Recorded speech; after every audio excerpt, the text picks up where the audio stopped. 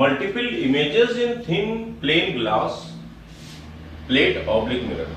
Means अभी तक जो हम लोग ग्लास पढ़ते आ रहे हैं, तो नीचे सपोज करो हमने पॉलिश कर दी, वो एज अ रिफ्लेक्टिंग सरफेस बन गया, वो उसमें कंप्लीट रिफ्लेक्शन होगा। इतना तो इमेज कर ही सकते हो, एक ग्लास स्लैब है, नीचे वाले पोर्शन में पूरा पॉलिश कर दिया, ऊपर वाला जो सरफेस होगा उससे रिफ्रैक्शन होगा, और जो नीचे वाला सरफेस होगा उससे कंप्लीट रिफ्लेक्शन होगा।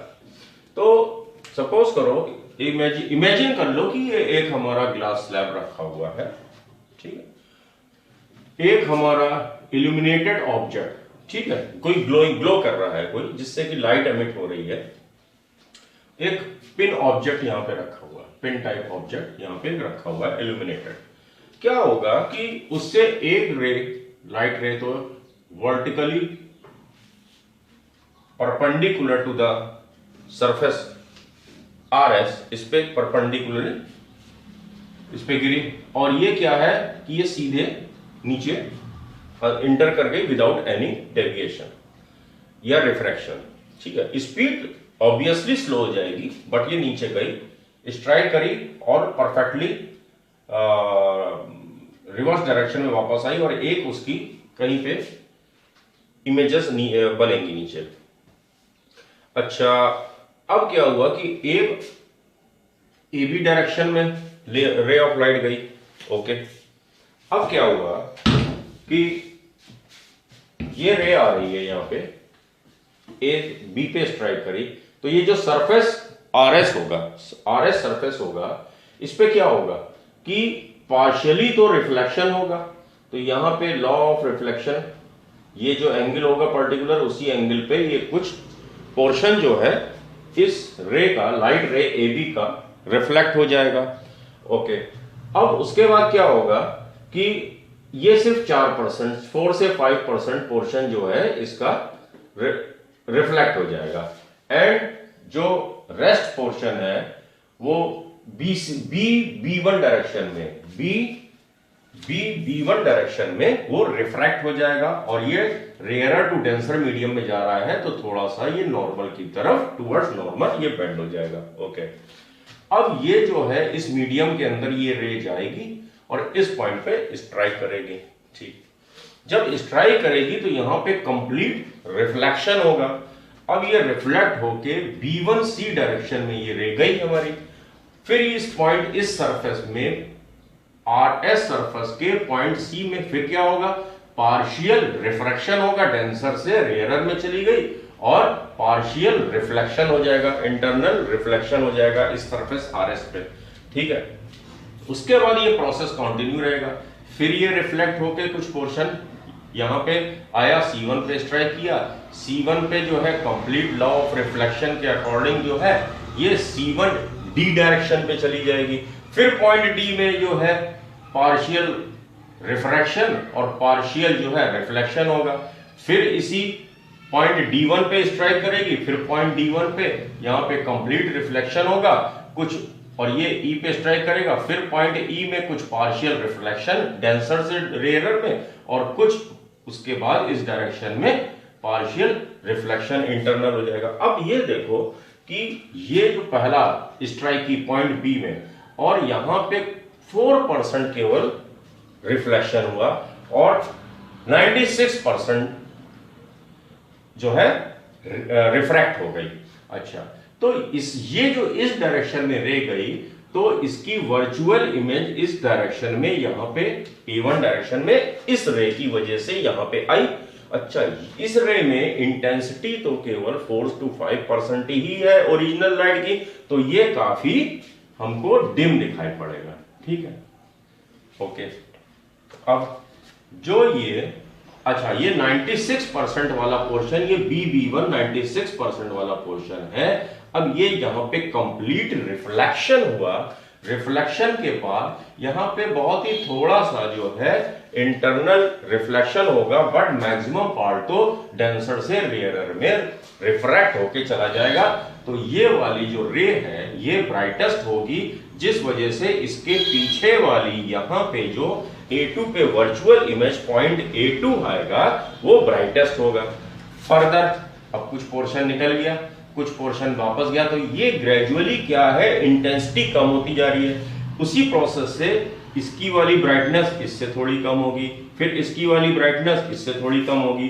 तो यही कह रहा है multiple images in thick plane. तो इसमें देखो मल्टीपल इमेजेस बन रही हैं और ब्राइटेस्ट कौन सी हुई, 10 सेकंड इमेज। ये क्वेश्चन तुम लोगों में इंपॉर्टेंट है। तो इस ग्राफ से कि ये 4% इधर रिफ्लेक्ट हो गया, 96% यहां गया, इस 4% वाले की वजह से जो पहली इमेज है ये बहुत ही डिम होगी, लेकिन ये 96 यहाँ पे कंप्लीट रिफ्लेक्शन है। उसके बाद ये थोड़ा सा पोर्शन यहाँ पे रिफ्लेक्ट हो जाएगा इंटरनली, लेकिन मैक्सिमम पोर्शन रिफ्लेक्ट होकर बाहर चला जाएगा, रेयर मीडियम में चला जाएगा।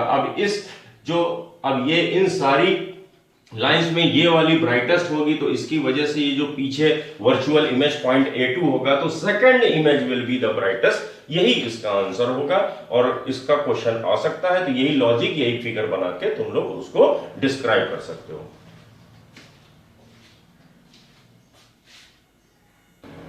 अभी तक जितना पढ़ा है उससे रिलेटेड 2-3 न्यूमेरिकल कर लें, फिर हम लोग आगे इसके बाद हम प्रिज्म वाले चैप्टर पे आगे बढ़ते हैं। और इसी चैप्टर में अभी हम लोगों को application of refraction of lights, simple applications भी इसी वीडियो में ही अभी हम लोग पढ़ लेते हैं। फिलहाल एक क्वेश्चन करते हैं, orange light of wavelength 6600 angstrom. Physics कर रहे हैं, जो दिया है गिवन पहले उसको लिख लिया, और ये एंगस्ट्रॉम में दिया हुआ है, तो इसको सबसे पहला काम हम लोगों को मीटर में कन्वर्ट कर देना है। तो 1 angstrom is equal to 10⁻⁻10 metre. ठीक है, ओके, आगे पढ़े। If the speed of light in air दी गई है 3 × 10⁸ मीटर पर second. Refractive index of water with respect to air हम लोगों को दे रखा है। Absolute refractive index of water हम लोगों को दे रखा है। पहला part, frequency of light in air, very simple, काफी 2-3 साल से तुम लोग पढ़ते हुए चले आ रहे हो ये फार्मूला। ठीक है, V is equal to frequency into wavelength. ठीक है, तो अब हमको इस क्वेश्चन में वेलोसिटी दे रखी है इन एयर, मीटर पर सेकंड लिखना ही है, और ये मीटर लिखना ही है हम लोगों को। ठीक है, ये मीटर पर सेकंड एंड ये metre. Frequency simple mathematics, 3 × 10⁸ upon 6600 × 10⁻⁻10 ये आएगा। या इसको जब कैलकुलेट कर लोगे तो इसकी फ्रीक्वेंसी कैलकुलेट होके 4.54 × 10⁻14 हर्ट्ज आ जाएगी। इसको कैलकुलेट कर लेना, सेम आएगा। ये तो हम लोगों का पहला पार्ट हो गया। Speed of light in water बहुत ही आसान है, ये तो 8th क्लास का क्वेश्चन हो गया। ठीक है, कैसे? रिफ्रैक्टिव इंडेक्स क्या होता है? रिफ्रैक्टिव इंडेक्स जो कि हमको दिया गया है is equal to C/V in air upon any medium. तो ठीक है, हमको V पूछा गया, तो V is equal to 3/4 × C। C हमको क्या दे रखा है, 3 × 10⁸ मीटर पर सेकंड। कैलकुलेट कर लोगे 9/4 2.25 आ जाएगा। 9/4 2.25 × 10⁸ मीटर पर second. Wavelength of light in water. ठीक है, wavelength of light in water. तो अब थर्ड पार्ट हम लोगों को wavelength of light in water निकालना है। तो ऑब्वियसली अगर वेवलेंथ हमारी वेलोसिटी और वेवलेंथ जो है एक ही रेशियो में डिक्रीज या इंक्रीज होते हैं, तो जिस रेशियो में वेलोसिटी डिक्रीज हो रही है उसी रेशियो में वेवलेंथ भी डिक्रीज होगा। तो wavelength in water will be equal to wavelength in air upon refractive index. ये हम लोगों ने इसी क्लास में प्रूव भी किया है। तो इन एयर उसकी वेवलेंथ क्या है 6600 एंगस्ट्रॉम अपॉन इसका रिफ्रैक्टिव इंडेक्स क्या है 4/3। इसको जब कैलकुलेट करोगे तो ये तुम्हारा आंसर आ जाएगा 4950 एंगस्ट्रॉम, 4950 एंगस्ट्रॉम। ओके,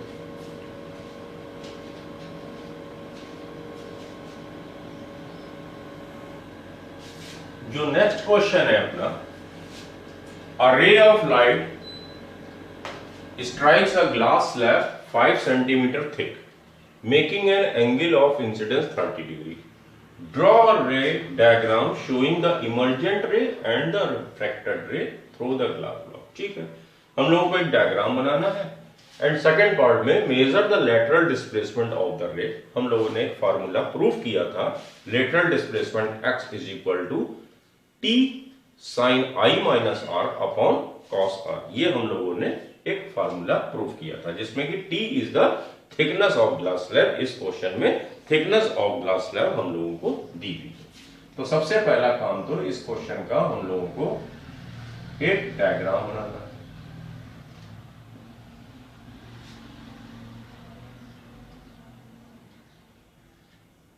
ये हम लोगों ने प्रॉपर एक एंगल ऑफ इंसिडेंस हमको I is equal to 30 degree दे रखा है। एंड ये क्योंकि रेयरर से डेंसर मीडियम की तरफ जा रही है, ये नॉर्मल की तरफ बेंड होगी और उसके बाद ये फर्दर फिर से नॉर्मल से अवे बेंड होके निकल जाएगी और ये ओरिजिनल पाथ के तो पैरेलल होगी बट शिफ्ट हो जाएगी। यही लेटरल डिस्प्लेसमेंट हम लोगों को x पूछा गया है इस क्वेश्चन में। तो अब देखो, प्रॉपर एंगल के साथ इस डायग्राम को दिखाना है, यही इसके मास मिलेंगे और इन एरो को, ये एंगल दिया हुआ है, ये एंगल हमको कैलकुलेट करके बताना होगा। तो फिर ये वाला एंगल और ये वाला एंगल भी सेम होगा और यहाँ पे हम लोगों को फर्दर 30 डिग्री ऐसे ड्रॉ करना होगा। एंगल ऑफ इमर्जेंट भी 30 डिग्री होगा। ये सब हम लोगों को मालूम है, पैरेलल होती है। अच्छा, तो अब हम लोगों को sine i upon sine r is equal to, जो कि हमें गिवन है इस क्वेश्चन में 3/2, 1.5 इज इक्वल टू 3/2। अच्छा, तो i हमको दे रखा है, तो फर्दर क्या हो जाएगा, साइन 30 सबको मालूम है क्या होता है, upon sine r is equal to 3/2 sine r is equal to 2/3 into sine i। ठीक है, that is equal to 2/3 sine 30 और सबको मालूम है साइन 30 1/2 होता है, तो ये आ गया हमारा 1/3। और साइन के किस एंगल के लिए हमारी वैल्यू, फंक्शनल वैल्यू 1/3 होती है, किसके लिए, 19.5 डिग्री हमको क्वेश्चन में ऑलरेडी दिया है। तो एंगल R हमारा कितना हो गया, 19.5 डिग्री।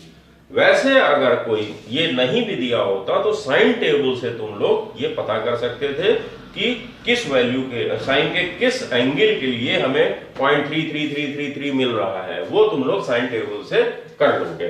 तो ठीक है, हमको यहाँ पे, अब यहाँ पे तुम लोग लिख दोगे angle R is equal to 19.5 degree और यहाँ पे भी ये 19.5 डिग्री इस एंगल के लिए लिख लोगे। ठीक है, क्योंकि ये दोनों परपेंडिकुलर है, ये सरफेस पर पैरेलल है ग्लास स्लैब का, तो ये एंगल और ये एंगल भी हमारा इक्वल होगा। अच्छा, अब हमको ये लेटरल डिस्प्लेसमेंट पूछी गई है, तो ये कितनी होती है, t sine i minus r upon cos r।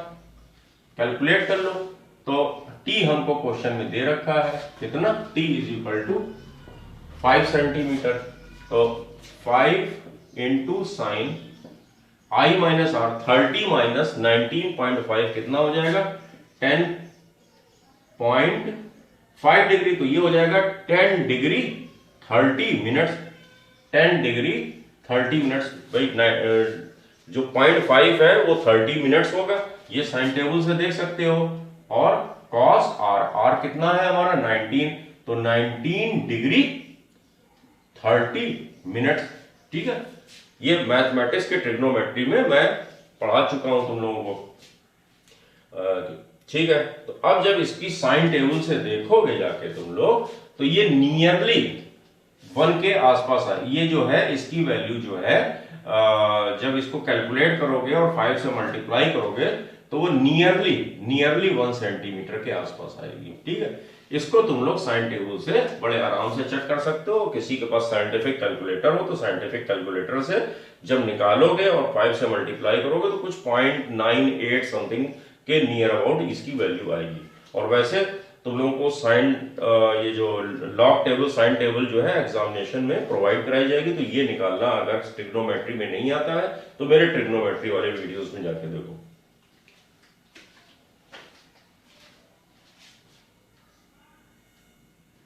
Real and apparent depth, इसके भी तुम लोगों ने क्वेश्चंस क्लास 8 आईसीएसई में है कि कुछ एग्जांपल्स थे। जैसे तुम लोगों ने इस चीज को कभी फील भी किया होगा कि किसी बकेट में फुल ऑफ वाटर एंड या टब वगैरह है, उसमें कोई ऑब्जेक्ट अगर बाय चांस कॉइन गिर गया या सोप गिर गया तो जो उसकी रियल डेप्थ होती है उससे कुछ लेसर हम लोगों को डेप्थ नजर आती है। कोई भी चीज, जैसे तुम लोग कभी पॉन्ड वॉन्ड में उतरे होगे, स्विमिंग पूल में उतरे होगे तो देखते होगे अगर स्विमिंग पूल में कोई पर्सन अगर वॉक कर रहा है या खड़ा हुआ है तो उसके जो लेग्स हैं वो shorter than the actual length, जो उसकी एक्चुअल हाइट होती है उससे थोड़ा सा शॉर्टर नजर आता है। ये सब क्यों होता है? उसका रीजन ये है कि when light ray comes from denser to rare medium, जैसे कि जो सोप गिर गया बकेट में या टब में या कॉइन गिर गया तो वो जो कॉइन की जो इमेज है वो तो रेज जो है डेंसर से हमारे एयर में अगर हमारी आईज जो है एयर में है वो तो रेयर मीडियम में आ रहा है तो उसकी जो डेप्थ अपरेंट डेप्थ होगी that will be lesser than the original depth. चलो तो इसको हम लोग प्रूव करते हैं कई जगह पे, इसको तुम लोगों को यूज करना है, न्यूमेरिकल आने हैं तो प्रूविंग भी आनी चाहिए। सपोज करो कि ये एक सरफेस है mm, इसके ऊपर एयर है, नीचे कोई डेंसर मीडियम है, एयर मान लो या तो ग्लास स्लैब मान लो। ग्लास स्लैब के नीचे कुछ कॉइन रखा हुआ है, एक ग्लास स्लैब एक कॉइन रखा है टेबल पे, उसके ऊपर हमने ग्लास स्लैब रख दी। ऐसे भी न्यूमेरिकल्स आएंगे कि व्हाई दैट कॉइंस जो है हम लोगों को थोड़ा सा अपर दिखता है, थोड़ा सा उठा हुआ दिखता है। कुछ लेटर्स लिखे हुए हैं, क्वेश्चन है विबग्योर लिखा हुआ है, उसके ऊपर ग्लास स्लैब हम लोगों ने रख दिया तो वो लेटर्स उभरे थोड़ा सा ऊपर हाइट में जो है दिखाई पड़ते हैं। कुछ पेपर्स के कुछ पीसेस रखे हुए हैं तो वो भी हम लोगों को ओरिजिनल डेप्थ से थोड़ा सा अपर दिखाई पड़ते हैं। तो इस तरह के क्वेश्चंस हैं, उसका प्रिंसिपल यहां से निकल रहा है, उसकी प्रूविंग देखो कितना ऊपर दिख रहा है या कितना जैसे ओरिजिनल हाइट शिफ्ट हो गई ऊपर, इस टाइप के न्यूमेरिकल्स होंगे। तो ये देखो ये ऑब्जेक्ट है, ये समझ लो बेस है, ये वाटर सरफेस या ग्लास स्लैब का ये बेस है, इतना पोर्शन जो है डेंसर मीडियम है। तो एक लाइट रे तो ये सीधे परपेंडिकुलर डायरेक्शन में निकल गई, ठीक, अनडेविएटेडली निकल गई। ऑब्लिक्वली अगर तुमने यहां पे खड़े हो, ये हमारी आईज है, तो यहां से एक रे निकली इस डायरेक्शन में गई।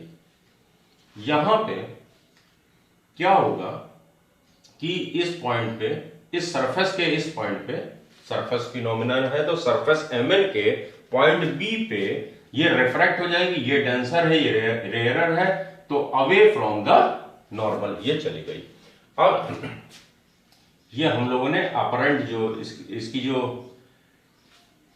इस लाइन को हम लोगों ने बैक साइड में ड्रॉ करा और ये वर्टिकल लाइन से जहां पे भी ये इंटरसेक्ट कर रही है एक पॉइंट सी हम लोगों ने एक मार्क कर लिया और यही पॉइंट सी एक्चुअल में इसकी वर्चुअल इमेज यहां पे बन रही है पॉइंट सी पे। अच्छा, अब क्या करो, ट्रिग्नोमेट्री लगा लेते हैं। सबसे पहले ट्राइंगल AOB, ठीक है, ये 90 डिग्री होगा, ठीक है।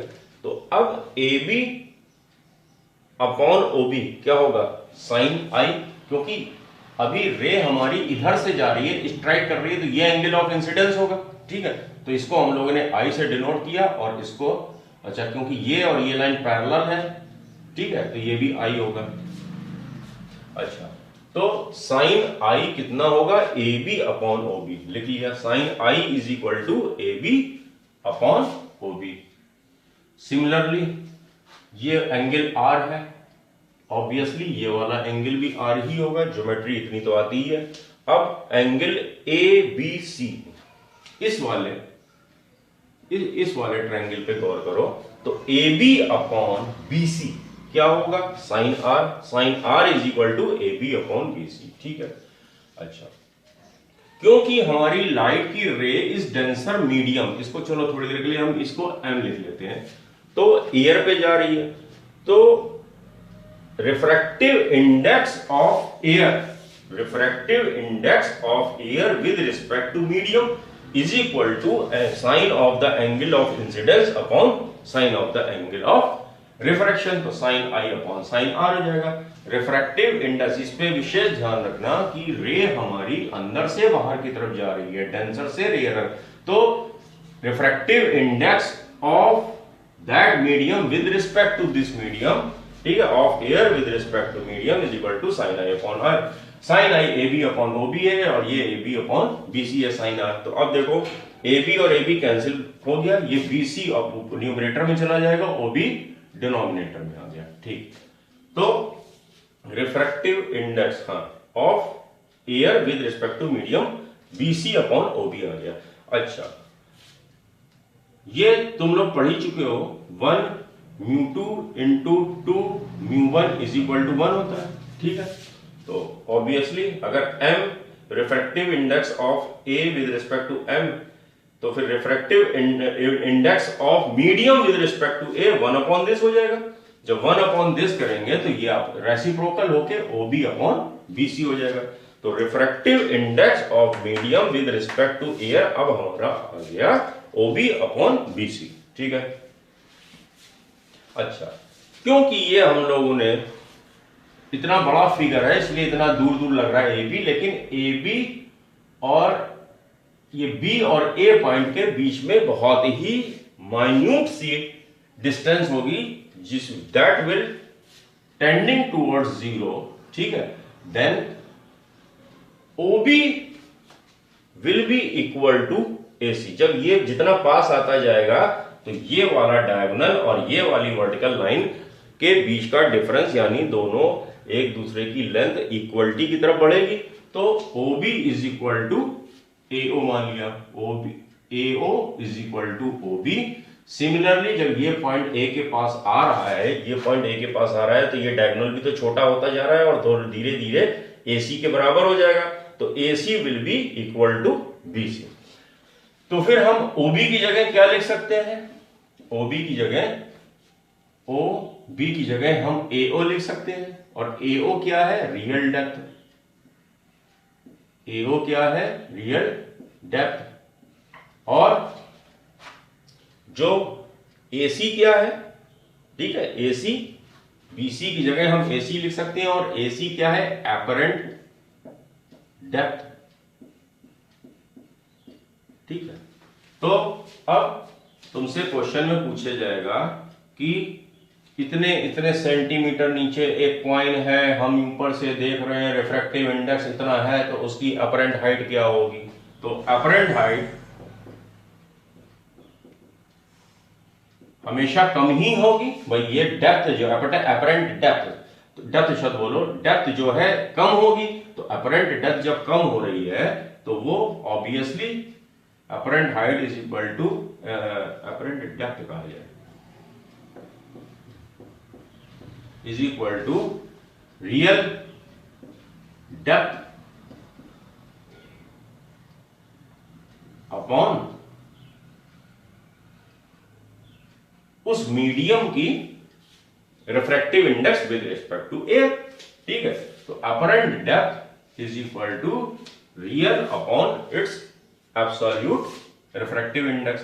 अच्छा, अब देखो क्वेश्चन तुमसे ये पूछ सकता है कि शिफ्ट इन हाइट, मतलब जो ये कितना ऊपर उड़ गया हाइट में, तो शिफ्ट कितना हो जाएगा।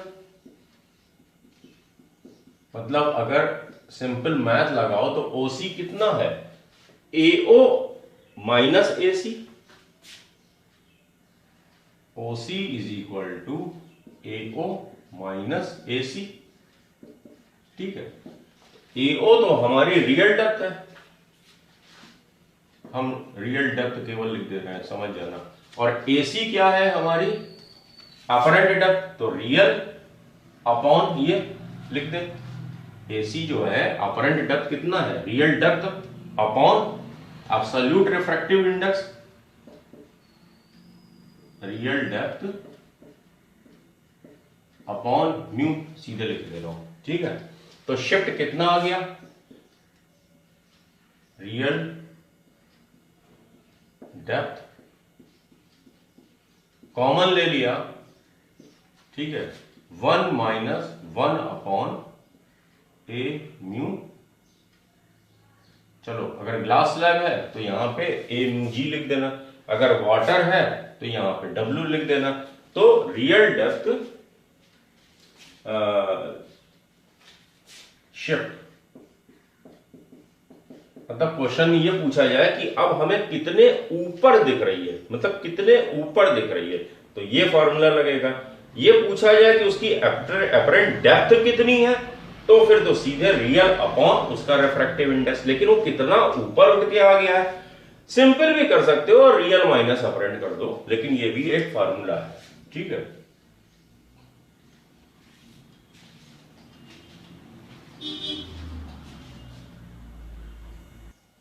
दो एप्लीकेशन और है जो कि तुम लोग के थ्योरेटिकल क्वेश्चंस में आएंगे, रिलेटेड न्यूमेरिकल भी बनते हैं।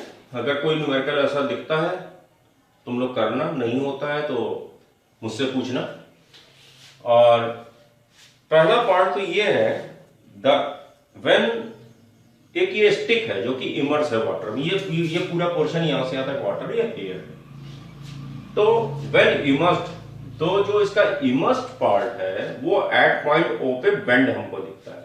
तो जब भी तुम कोई भी रॉड ऐसे पानी में इमर्स्ड है, जब तुम ऑब्लिक्वली देखोगे तो जहां जिस पॉइंट पे वो स्टिक या रॉड वो वाटर सरफेस को टच कर रही है, उसके नीचे वाला पोर्शन थोड़ा सा तुमको बेंड दिखाई पड़ेगा, बेंडेड दिखाई पड़ेगा, मतलब ये स्टिक अब तुमको ऐसे टेढ़ी दिखाई पड़ेगी। सेम रीजन कि ये जो स्टिक है इसका मान लो कि ये एंड पॉइंट है, ये एक स्टिक है हमारी PR, इसका एंड पॉइंट है, यहां से हमारी लाइट की रे डेंसर मीडियम से रेयरर मीडियम में गई तो अवे बेंड हो जाएगी, ये भी अवे बेंड हो जाएगी, ये इधर से, और आई में जब स्ट्राइक करेंगी तो ये इनका जो इंटरसेक्शन पॉइंट होगा इस वाले के लिए, तो इसकी जो वर्चुअल इमेज हमारी आंखों में एट पॉइंट R' पे बनेगी। सिमिलरली इस पॉइंट का जब डायग्राम बनाओगे तो वो कुछ इस पॉइंट पे, अगले फर्दर पॉइंट का यहाँ पे, इस पॉइंट का वर्चुअल इमेज यहाँ पे इस पॉइंट की, तो करस्पॉन्डिंग जो है पॉइंट का वर्चुअल इमेज होगी अंदर पानी के अंदर एक स्ट्रेट लाइन में, लेकिन एट पॉइंट O ये थोड़ी सी बेंडेड दिखाई पड़ेगी क्योंकि वही अपरेंट डेप्थ वाला फंडा लग रहा है। हर पॉइंट में जब तुम निकालोगे, अगर न्यूमेरिकली भी निकालोगे, तो जैसे कि ये रियल डेप्थ है तो रियल डेप्थ अपॉन म्यू, तो एक ये पॉइंट मिल जाएगा। अब इस पॉइंट के लिए एक रियल डेप्थ यहां से यहां तक की होगी, कुछ निकालोगे म्यू से डिवाइड करोगे तो एक दूसरा पॉइंट मिल जाएगा। 2-3 पॉइंट्स अगर निकालोगे तो और ड्रा करोगे तो वो सारे पॉइंट्स एक स्ट्रेट लाइन में ही आएंगे, ठीक है, ये तुमने निकाल लोगे। एक और चीज है कि सपोज करो हम लोग डेंसर मीडियम में हैं और रेयरर मीडियम में कोई चीज देख रहे हैं, तो उसका जो अभी हम लोगों ने अपरेंट डेप्थ कम हो जाती है, लेकिन इसमें अब अपरेंट हाइट बढ़ जाएगी क्योंकि हम डेंसर से रेयरर में देख रहे हैं। लास्ट केस में हम लोग रेयरर से डेंसर मीडियम में अंदर के ऑब्जेक्ट देख रहे थे, लेकिन अब ऑब्जेक्ट रेयरर मीडियम में है, लेकिन हमारी आई जो है डेंसर मीडियम में। तो इस फिगर को आराम से समझ सकते हो कि ऑब्जेक्ट सपोज करो ये है, ऑब्जेक्ट हमारा यहां पे है, ठीक है, तो अब इस ऑब्जेक्ट से एक रे यहां चली, थोड़ी सी बेंड हो जाएगी हमारी आंखों में, इसकी जो है ये रिफ्रैक्ट होके थोड़ा सा टुवर्ड्स द नॉर्मल ये बेंड होगी, तो जब इसको पीछे बढ़ाओगे बैक साइड में तो ये यहां पे कहीं कट करेगी, तो ये वाली जो डिस्टेंस है ये यहां से इस पॉइंट तक तो रियल हाइट है, ठीक है, बट ये जो हमको एक्स्ट्रा वाली दिख रही है ये वही है शिफ्टिंग। भाई उसमें जो शिफ्टिंग जो है डिक्रीज हो रही थी, यहां पे शिफ्टिंग इंक्रीज हो रही है। फिलहाल उसमें क्या करते थे, अपरेंट हाइट निकालने में हम लोग म्यू से डिवाइड कर देते थे। ऑब्वियसली इस मीडियम का म्यू इससे ज्यादा होगा। लेकिन अब क्या करो, अपरेंट हाइट अगर निकालनी है, डेंसर से रेयरर में कोई ऑब्जेक्ट देख रहे हो, म्यू से मल्टीप्लाई कर दो, ठीक है, म्यू से मल्टीप्लाई कर दो, तुमको ये जो है अपरेंट हाइट जो है, अपरेंट जो हाइट है वो म्यू इंटू रियल हाइट, ठीक है। अब ये जो ये मान लो ए बी हमने कैलकुलेट कर लिया है इस वाले फार्मूले से, और हमको जो है ये बी सी जो है रियल हाइट है, तो ठीक है, A B minus B C कर लेना, ठीक है, apparent height minus real height is equal to the shifting, इससे एक नया फॉर्मूला बना लेना। अच्छा, इसके हाँ, अब ये जो तुम लोगों ने पढ़ लिया कि रेयरर से डेंसर में आ रही है कोई ऑब्जेक्ट, तो हमको अपरेंट हाइट कम हो रही है, अपरेंट डेप्थ कम हो जा रही है, अपरेंट हाइट बढ़ जा रही है। कुछ इसके एप्लीकेशंस हैं इसी चैप्टर में, जैसे कि पहला इसमें तुम लोगों की बुक्स में भी दिया गया है, star appears twinkling in the sky due to change of refractive index of air within the, हाँ तो इसमें कह रहा है कि ट्विंकलिंग स्टार क्यों दिखते हैं, सीधे रिफ्रैक्टिव इंडेक्स। बट क्या है कि तुम लोगों ने अभी इसी क्लास में मैंने तुम लोग को बताया, as the temperature increases speed of light, जैसे जैसे टेम्परेचर बढ़ता है तो स्पीड ऑफ लाइट इंक्रीज होती है। तो जैसे जैसे स्पीड ऑफ लाइट इंक्रीज होगी, तो सपोज करो ये हमारा इधर वैक्यूम है जहां पे हमारे स्टार है, ठीक है, और ये हमारा ये वो सरफेस है, इधर वैक्यूम और इधर हमारा एटमॉस्फेयर स्टार्ट हो गया, ठीक है, हमारे ग्लोब का एटमॉस्फेयर यहां से स्टार्ट हो गया। तो जैसे ही ये इंटर करेगा, अच्छा जो सबसे हाईएस्ट एल्टीट्यूड में टेम्परेचर लो होता है, अब ग्रेजुअली लेयर पे, कुछ लेयर्स पे सपोज करो यहां हम लोग अर्थ, ये अर्थ पे तुम खड़े हो, ठीक है, अब जैसे जैसे हम हाईएस्ट एल्टीट्यूड से नीचे आएंगे टेम्परेचर बढ़ना स्टार्ट हो जाएगा। जैसे जैसे टेम्परेचर बढ़ेगा तो as the temperature increases the velocity increases, and the velocity increases in the medium, the refractive index will decrease, क्योंकि c upon v होता है।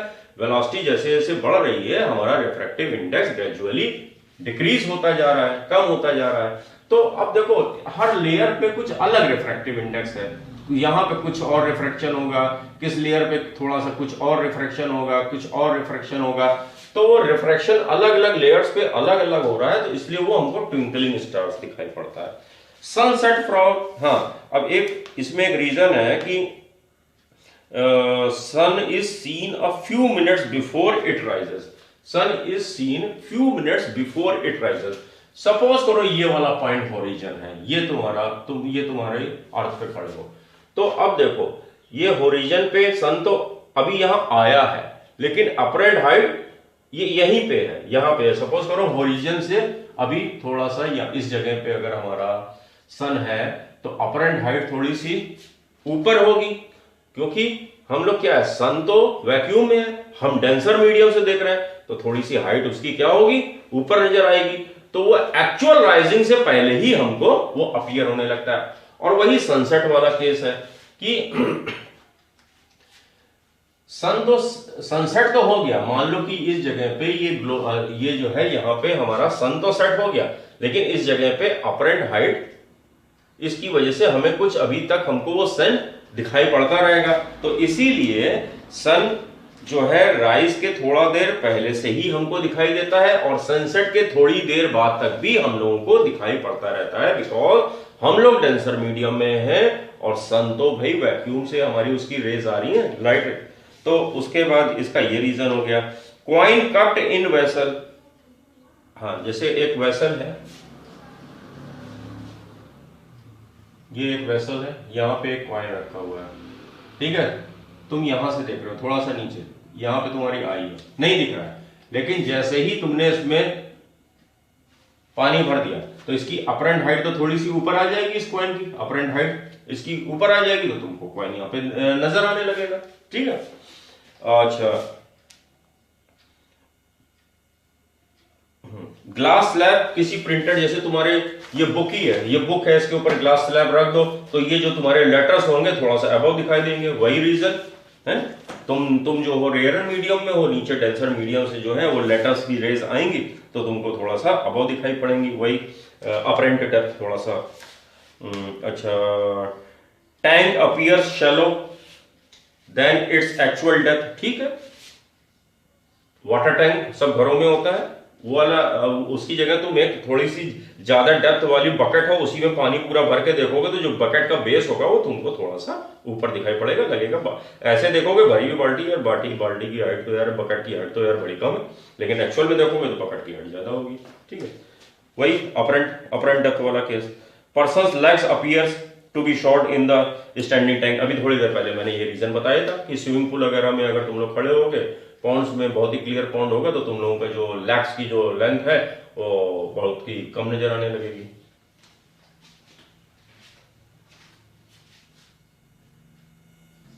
लास्ट में इस वीडियो के एंड में हम लोग इस लॉजिक से रिलेटेड भी एक क्वेश्चन कर लेते हैं। अ कॉइन कट इनसाइड वाटर, ये वाटर है, सेम यहां पे एक कॉइन रखा हुआ है इनसाइड वाटर, जिसका म्यू हमको दे रखा है 4/3। When viewed from air in a vertical direction it appears, coin थोड़ा सा हमको ये इतना ऊपर दिखाई पड़ रहा है, ठीक है, बाय 2 मिलीमीटर। तो बाई, इसकी लैंग्वेज पे ध्यान दो, बाई मतलब ये हमको शिफ्ट दे रखा है, मतलब रियल माइनस अपरेंट डेप्थ, ये हमको दे रखा है 2 मिलीमीटर, ठीक है। Real minus apparent depth is equal to 2 millimetre, shifting दे रखी है। तो find the depth of coin in water, ये पूछा गया। मान लो कि डेप्थ, ओरिजिनल जो डेप्थ है वो x है, ठीक, original depth is equal to x। तो अपरेंट डेप्थ कितनी होगी, ठीक है, रियल अपॉन म्यू, पढ़ाई है, वो हो जाएगी x real upon mu. Mu कितना है 4/3, 3 ऊपर चला जाएगा, 3x अपॉन 4, ओके। शिफ्ट हमको दिया है real depth minus apparent depth is equal to बचा हुआ शिफ्ट, तो shift is equal to real depth minus apparent depth, ठीक है। रियल डेप्थ हमने लेट x किया था, x लेट किया था, minus 3x upon 4 is equal to given है हमारा 2 mm, ठीक है। जब इसको मैथमेटिकली सॉल्व करोगे तो आ जाएगा x/4 is equal to 2 mm, then x real depth is equal to 2 into 4 8 mm। इस तरह से सिंपल क्वेश्चंस आएंगे। फार्मूले बड़े बड़े होते हैं, रियल जो मतलब वो shift is equal to real into 1 minus 1 upon mu, ये सब ना रटो, लॉजिक ध्यान रखो। शिफ्ट क्या होता है, रियल माइनस अपरेंट, ठीक है। सिंपल लॉजिक से फिजिक्स में क्वेश्चन सॉल्व करो। फार्मूले प्रूव करके दिखाना तो भाई एक टीचर की जिम्मेदारी होती है भाई, नहीं तो कहेंगे भाई सर ने तो यार वो फार्मूला प्रूव करके दिखाया नहीं, बड़े बेकार टीचर है। लॉजिक से करो फिजिक्स, जितने कम से कम फार्मूले जो है याद करोगे तुम लोग उतनी ही ज्यादा राइज करोगे। देखो फिजिक्स और मैथमेटिक्स एक ऐसी चीज है, प्रूविंग आनी चाहिए लेकिन फार्मूले नहीं रटने चाहिए। हम लोग प्रूविंग के अकॉर्डिंग क्वेश्चन सॉल्व करो, उसका लॉजिक अंदर होना चाहिए। ओके, अब नेक्स्ट क्लास हमारी जो है इस पे प्रिज्म के ऊपर होगी। तो जब तक इसके जितने भी क्वेश्चंस मिलने, तुम लोग के पास जो भी स्कूल में बुक चलती हो, आईसीएससी वाले बच्चों के लिए ही ये वीडियो है, सीबीएसई 10th क्लास में ये सब न्यूमेरिकल्स है नहीं, तो जितने भी न्यूमेरिकल्स कर सको करो। और जो मेरे क्लासरूम स्टूडेंट्स हैं तो वो मुझे बता दें जब अपनी बुक्स के हो जाए, क्योंकि लॉकडाउन की वजह से मुलाकात तो हो नहीं रही है आजकल, फोन पे ही बात हो पाती है। बाकी जो और अदर्स बच्चे जिन्होंने हमको सब्सक्राइब कर रखा है वो भी मुझे व्हाट्सएप नंबर पे मुझे बता सकते हैं, कोई डाउट हो तो भी पूछ सकते हैं।